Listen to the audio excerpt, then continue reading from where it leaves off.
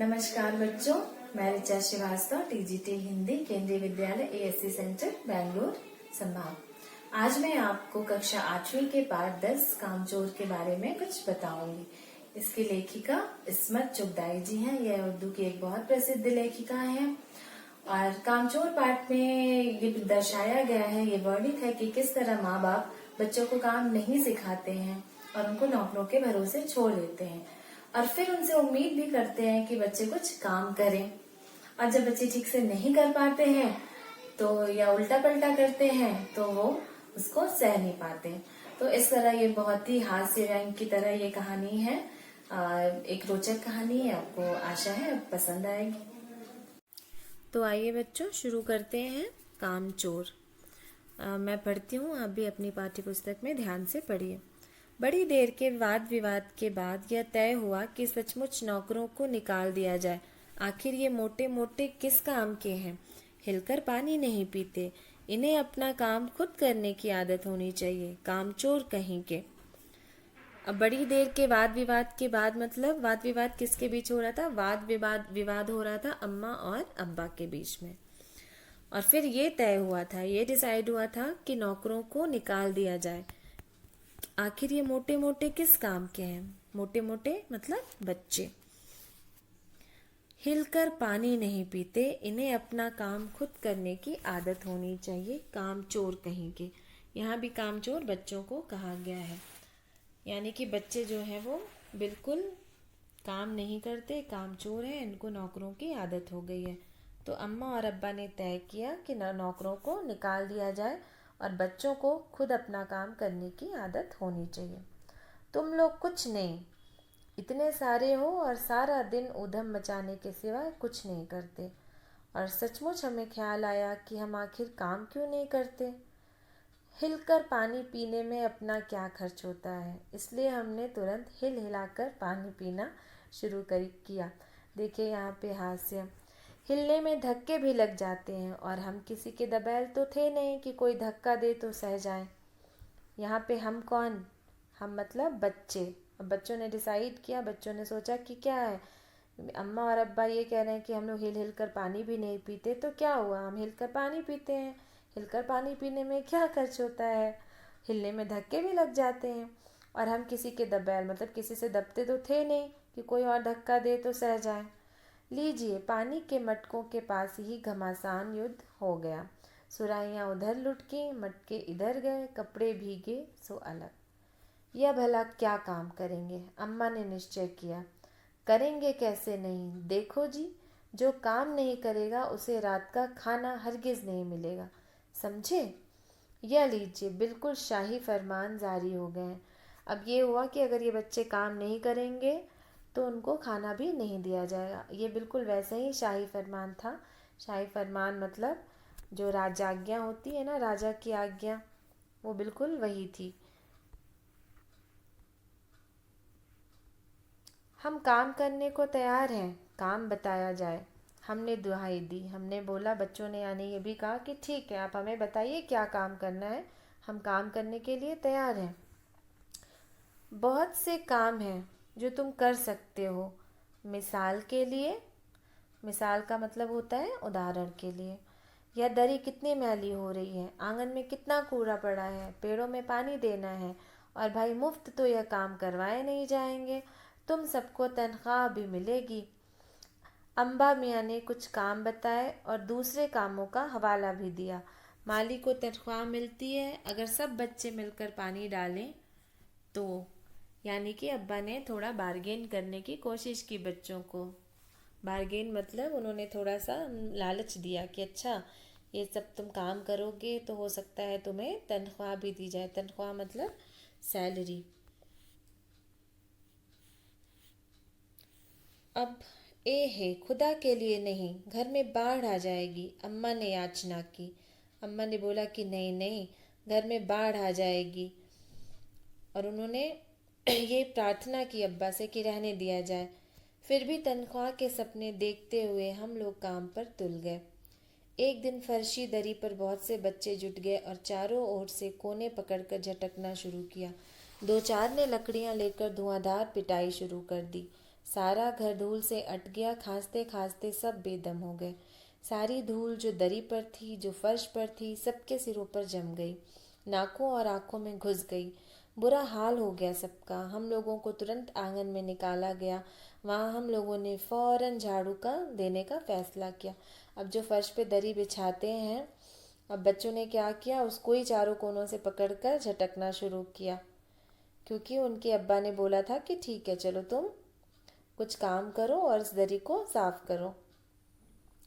अब लकड़ियां लेकर बच्चों ने उस दरी की धुआंधार पिटाई शुरू कर दी और सारा घर धूल से अट गया। अट गया मतलब धूल भर गई और सब खांसने लगे और सबका बुरा हाल हो गया। तो सब लोगों को, सारे बच्चों को तुरंत आंगन से निकाला गया और वहाँ उनको तुरंत एक झाड़ू देने का फैसला किया गया। अब देखो, झाड़ू क्योंकि एक थी और तनख्वाह लेने वाले उम्मीदवार बहुत। झाड़ू एक ही थी और सबको सैलरी चाहिए थी, इसलिए क्षण भर में झाड़ू के पुर्जे उड़ गए। यानी सब झाड़ू के पुर्जे उड़ गए मतलब झाड़ू की खींचातानी होने लगी। जितनी सीखें जिसके हाथ पड़ी वह उनसे ही उल्टे सीधे हाथ मारने लगा। अम्मा ने सिर पीट लिया। भाई, ये बुजुर्ग काम करने दें तो इंसान काम करे। अब जरा जरा सी बात पर टोकने लगे तो बस हो चुका काम। मतलब बच्चे जो थे वो झाड़ू का उन्होंने सत्यानाश कर दिया और एक ही झाड़ू था और सब उसको ले लेके खींचने लगे। असल में झाड़ू देने से पहले ज़रा सा पानी छिड़क लेना चाहिए। बस यह ख्याल आते ही तुरंत दरी पर पानी छिड़का गया।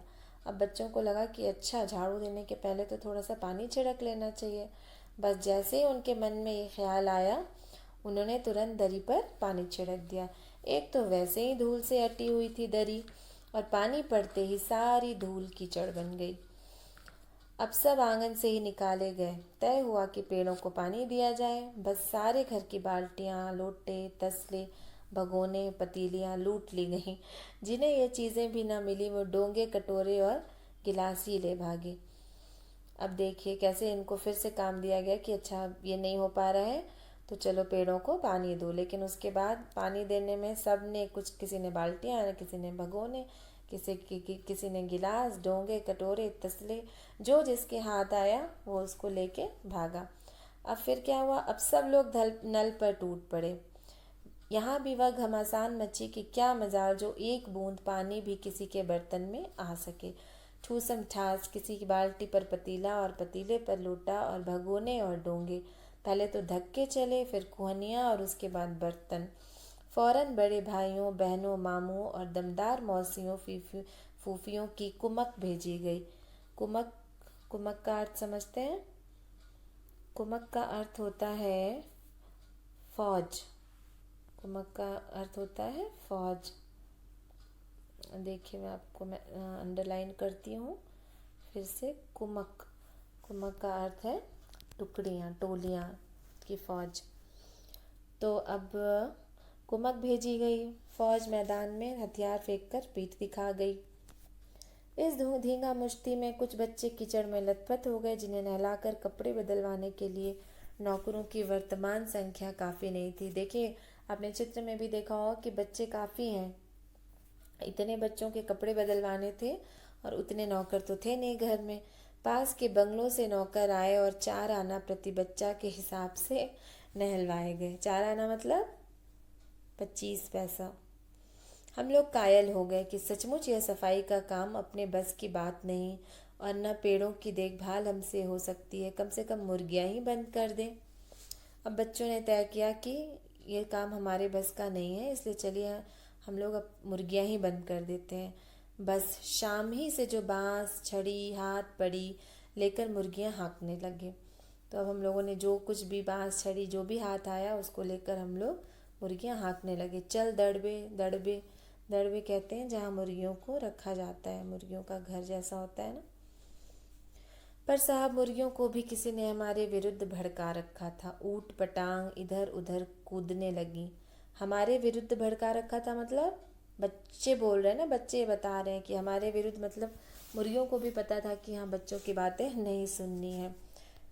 ऊट पटांग इधर उधर कूदने लगी। 2 मुर्गियां खीर के प्यालों से, जिन पर आया चांदी के वर्क लगा रही थी, दौड़ती फड़फड़ाती हुई निकल गईं। अब 2 मुर्गी ऐसे निकली भाग के जो खीर के प्यालों से, जिन पर आया चांदी के वर्क लगाई थी। चांदी का वर्क आपने देखा होगा ना, बर्फ़ी वगैरह में, मिठाइयों में ऊपर जो एक सिल्वर कलर की पतली सी थिन सी लेयर होती है, वही चांदी का वर्क उसको ही कहते हैं। तो जो आया खीर के प्यालों पर चांदी का वर्क निकाली थी, वो 2 मुर्गियाँ उन्हीं प्यालों से फड़फड़ाते हुए भाग गईं। तूफान गुजरने के बाद पता चला कि प्याले खाली हैं और सारी खीर दीदी के कामदानी के दुपट्टे और ताजे दूल्हे सिर पर लगी हैं। अब जब ये मुर्गियाँ तूफान की तरह आगे भाग गई तो पता चला कि प्याले खाली हो चुके हैं और जो उसमें खीर थी वो दीदी के कामदानी के दुपट्टे और ताजे दूल्हे सिर पर लगी हुई थी। एक बड़ा सा मुर्गा अम्मा के खुले हुए पानदान में कूद पड़ा और कत्थे चूने में लुथड़े हुए पंजे लेकर नानी अम्मा की सफ़ेद दूध जैसी चादर पर छापे मारता हुआ निकल गया। इस तरह मुर्गी और मुर्गे सब जो है वो घर में तबाही मचा रहे थे, कूद फांद कर रहे थे। कहीं अम्मा के खुले पानदान में से कोई मुर्गा कूद के भाग रहा था और एकदम अब उसके जो पंजे थे वो कत्थे और चूने में, कत्था चूना जानते हैं ना, जब पान बनाई जाती है पान खाने वाली तो उसमें कत्था और चूना लगाते हैं, तो वो उसके पंजे उसमें सन गए थे और वो अम्मा, नानी अम्मा की सफ़ेद दूध जैसी चादर पर ऐसा लगा कि छापे मारता हुआ निकल।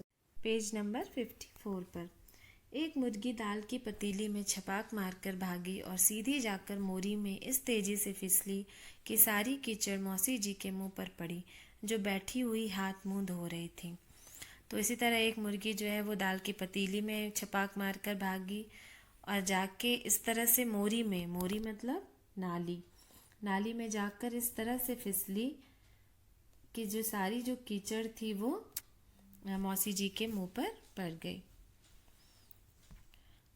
वो क्या कर रही थी उस समय? हाथ मुंह धो रही थी। इधर सारी मुर्गियां बेनकेल का ऊंट बनी चारों ओर दौड़ रही थी, एक भी दड़बे में जाने को राजी न थी। इधर किसी को सूझी कि जो भेड़ें आई हुई हैं उन्हें लगे हाथों उन्हें भी दाना खिला दिया जाए। अब फिर उन बच्चों में से किसी को लगा कि जो भेड़ें आई हैं चलो उनको भी कुछ दाना खिलाने का काम कर दिया जाए।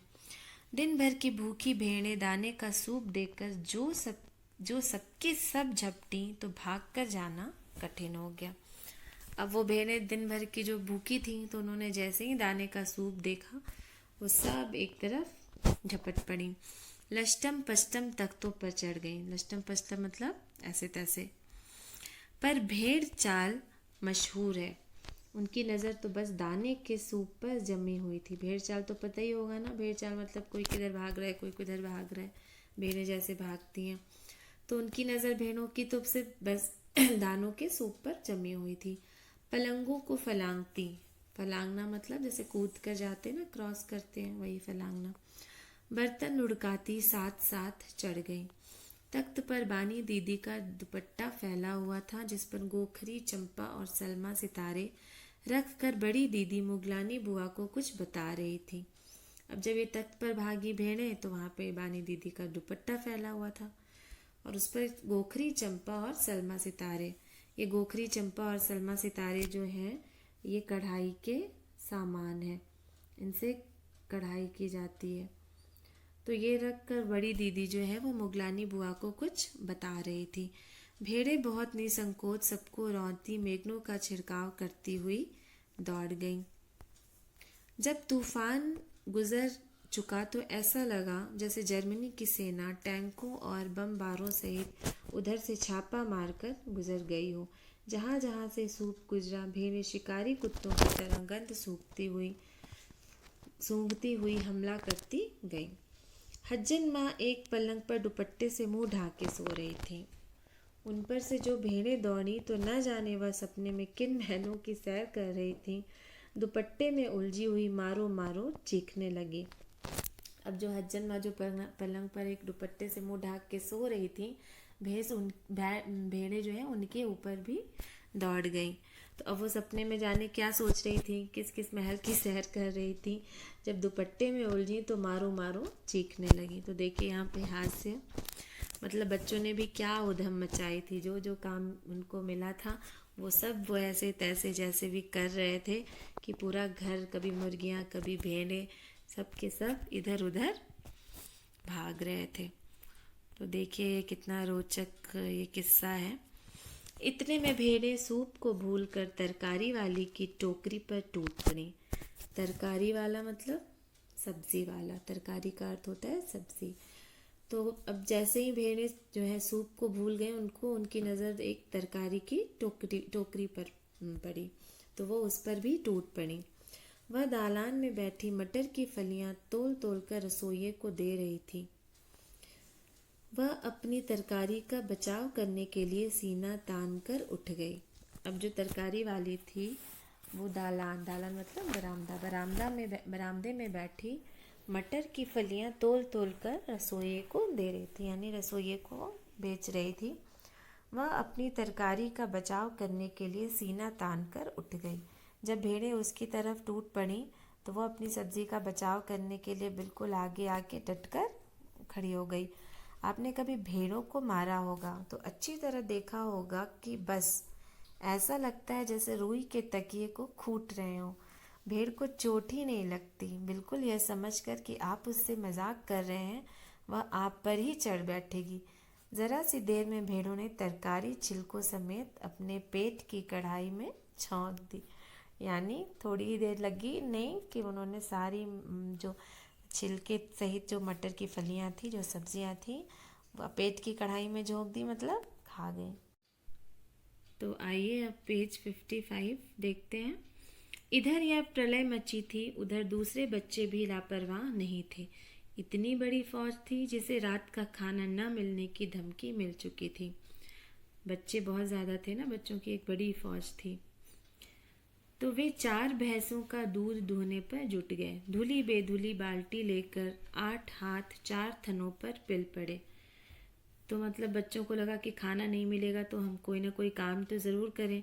तो अब वो दूध दुहने पर जुट गए और जो भी धुली बाल्टी या जो नहीं भी धुली थी वो सब लेकर भैंस के 4 थनों पर बिल्कुल जुट गए। पिल पड़े मतलब जुट गए। भैंस एकदम जैसे चारों पैर जोड़कर उठी। भैंस एकदम से उठ खड़ी और बाल्टी को लात मारकर दूर जा खड़ी हुई।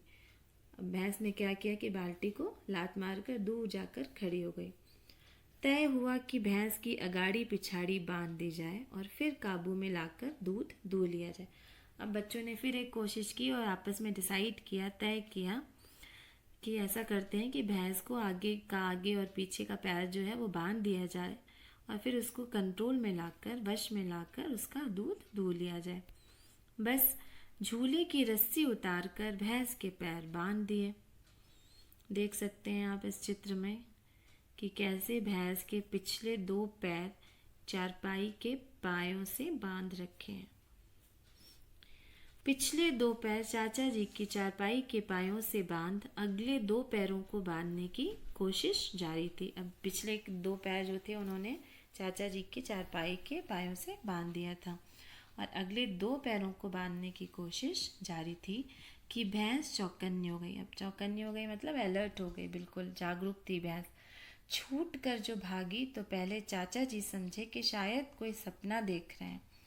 फिर जब चारपाई पानी के ड्रम से टकराई और पानी छलक कर गिरा तो समझे कि आंधी तूफान में फंसे हैं। अब चाचा जी तो सो रहे थे, अब भागने लगी चारपाई तो उनको लगा कि अच्छा मतलब कोई सपना देख रहे हैं। और तभी ड्रम का पानी उनके ऊपर जब छलक कर गिरा तो उनको लगा कि आंधी तूफान में फंसे हैं और साथ ही भूचाल भी आया हुआ है। भूचाल मतलब भूकंप, अर्थक्वेक। तो उनको लगा कि अच्छा कहीं भूचाल भी तो नहीं आ गया है। फिर जल्दी ही उन्हें असली बात का पता चल गया और वह पलंग की दोनों पट्टियां पकड़े बच्चों को छोड़ देने वालों को बुरा भला सुनाने लगे। अब वे उन्होंने आगे की दोनों पट्टियां पकड़ ली और फिर वो एकदम से भला बुरा कहने लगे कि किसने इन बच्चों को छोड़ रखा है। यहाँ बड़ा मज़ा आ रहा था। भैंस भागी जा रही थी और पीछे पीछे चारपाई और उस पर बैठे हुए थे चाचा जी। देखिए बच्चों के शरारतों को। बच्चों ने काम करने की कोशिश में कितनी सारी शरारतें कर दी थी और उनको समझ में भी नहीं आ रहा था। वो बेचारे तो बस कोशिश किए जा रहे थे। काम करना उनको भले ही ना आता हो, लेकिन उनकी कोशिश जो थी वो सच्ची थी और इस कोशिश में उन्होंने बहुत सारी गड़बड़ भी फैला रखी थी। ओहो, एक भूल ही हो गई, यानी बछड़ा तो खोला ही नहीं। इसलिए तत्काल बछड़ा भी खोल दिया गया। अब बच्चों ने सोचा कि अरे गलती हो गई, बछड़ा तो हम लोगों ने खोला ही नहीं। बछड़ा मतलब भैंस का बच्चा। इसलिए तत्काल बछड़ा भी खोल दिया गया। तीर निशाने पर बैठा और बछड़े की ममता में व्याकुल होकर भैंस ने अपने खुरों को ब्रेक लगा दिए। मतलब भैंस जो भाग रही थी, जब उसने देखा कि बछड़ा भी आ रहा है, तो वो बिल्कुल उसने अपने पाँव को रोक दिया। बछड़ा तत्काल जुट गया, मतलब बछड़ा भी अब भैंस का दूध पीने लगा। तत्काल जुट गया मतलब वो भैंस के दूध को पीने लगा। दूहने वाले गिलास कटोरे लेकर लपके। अब बच्चे तो गिलास कटोरा सब लेकर भागे, क्योंकि बाल्टी तो छपाक से गोबर में जा गिरी थी, क्योंकि बाल्टी तो पहले ही गोबर में जाके छपाक से गोबर में गिर गई थी। बछड़ा फिर बागी हो गया। बागी मतलब एकदम विरोधी हो जाना, जो रिवोल्ट करते हैं ना, बिल्कुल विद्रोह वैसा। कुछ दूध जमीन पर और कपड़ों पर गिरा। दो चार धारें गिलास कटोरों पर भी पड़ गईं, बाकी बछड़ा पी गया। अब थोड़ा बहुत दूध ज़मीन पर गिर गया, थोड़ा कपड़ों पर गिर गया, दो चार धारें गिलास कटोरों पर भी पड़ गईं, और जो बाकी बचा था वो सब कुछ बछड़ा पी गया। यह सब कुछ मिनट के 3/4 में हो गया। घर में तूफान उठ खड़ा हुआ। ऐसा लगता था जैसे सारे घर में मुर्गियाँ, भेड़े, टूटे हुए तसले, बाल्टियाँ, लोटे, कटोरे और बच्चे थे। बच्चे बाहर किए गए, मुर्गियाँ बाग में हकाई गईं, मातम सा मनाती तरकारी वाली के आंसू पोंछे गए, और अम्मा आगरा जाने के लिए सामान बांधने लगी। आगरा आगरा जाने के लिए सामान बांधने लगी मतलब आगरा अम्मा का मायका था। या तो बच्चा राज कायम कर लो या मुझे ही रख लो, नहीं तो मैं चली मायके, अम्मा ने चुनौती दे दी। अब अम्मा ने गुस्से में अब्बा से कहा कि या तो आप बच्चों को ही रख लीजिए और या तो मुझे ही रख लीजिए, या तो बच्चों से ही सारे काम करवाइए, नहीं तो मैं तो अब अपने मायके आगरा जा रही हूँ। अम्मा ने भी ये चुनौती दे दी, चैलेंज दे दिया। और अब्बा ने सबको कतार में खड़ा करके पूरी बटालियन का कोर्ट मार्शल कर दिया। पूरी बटालियन का कोर्ट मार्शल मतलब जितने सारे बच्चे थे उन सबको कतार में मतलब जैसे क्यू होती है ना, लाइन, ऐसे खड़े करके, और कोर्ट मार्शल जैसे फौजी अदालत में सज़ा सुनाते हैं, बिल्कुल वैसे ही उन्होंने डिक्लेयर किया, बिल्कुल वैसे ही घोषित किया कि अगर किसी बच्चे ने घर की किसी चीज़ को हाथ लगाया तो बस रात का खाना बंद हो जाएगा। यानी अगर आप किसी बच्चे ने फिर से घर में कुछ काम करने की कोशिश की या किसी भी चीज़ को छुआ, तो अब फिर से उसको रात का खाना नहीं मिलेगा। ये लीजिए, इन्हें किसी करवट शांति नहीं। हम लोगों ने भी निश्चय कर लिया, हम लोग मतलब बच्चों ने, कि अब चाहे कुछ भी हो जाए हिलकर पानी भी नहीं पिएंगे।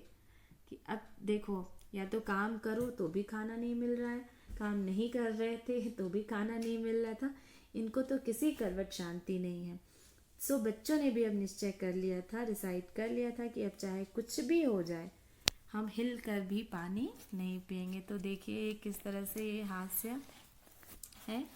और देखा जाए तो कामचोर कहानी ये संदेश भी देती है कि बच्चों को घर के कामों से अनजान नहीं होना चाहिए, कुछ छोटे मोटे कार्यों को करने की आदत डालनी चाहिए।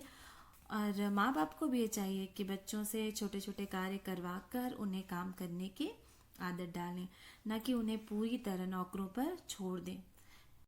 धन्यवाद बच्चों।